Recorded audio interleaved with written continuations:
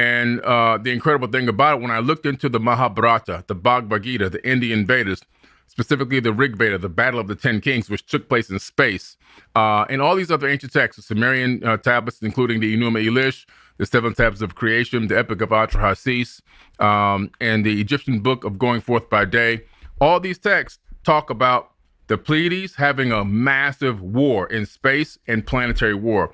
One of the weapons was called the Brahmahama Astra, and it had the ability to kill any man on 3 worlds.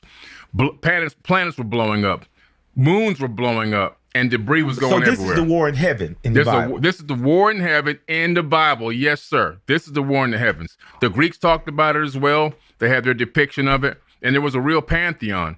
And so this war took place, but people who had the ability to flee that region of space, the Pleiades, they hopped in their spaceships and they fled. They became the first space refugees.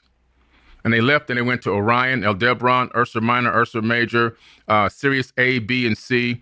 They came to the Sol, our sun. These are all breakaway civilizations.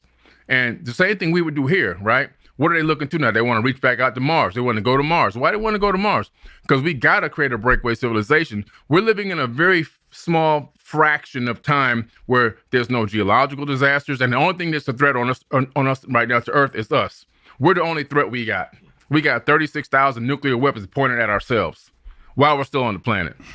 So it was just so there really is no reason for war. We're There's just no reason for repeating war. a cycle of stupidity. We're repeating a cycle, and that's why I studied the ancient past. Oh man, this is the Epstein War.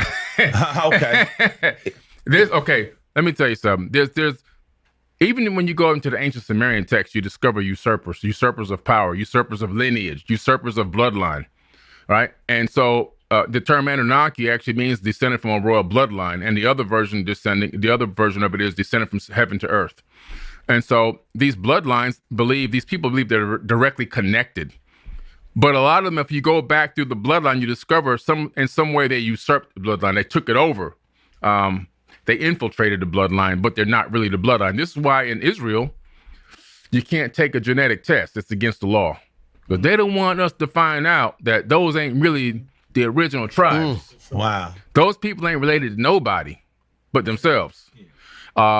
The original. So this is what I've seen these debates online. That I've seen the brothers who dress in purple, the brothers that are Hebrews. I've seen them debate what traditionally be considered what it's the traditional truth thing. Hebrew and Jewry. Oh man. So I know how vicious and evil government can be, and I know, or I suspect that there's something about Black people and their genetics that is linked to the point where we have essentially Europeans feeling they could be wiped out. Mm-hmm. It's a fear. It's this fear factor. They understand that the bloodlines of all races are merging into one. Gotcha. And at this rate, there won't be any of them left. Their biggest trait that they have, and this isn't racist, this is just observation. The biggest trait that they have is the dominance gene. They have a dominance gene. I mean, it just is what it is. Do they get that from the Anunnaki?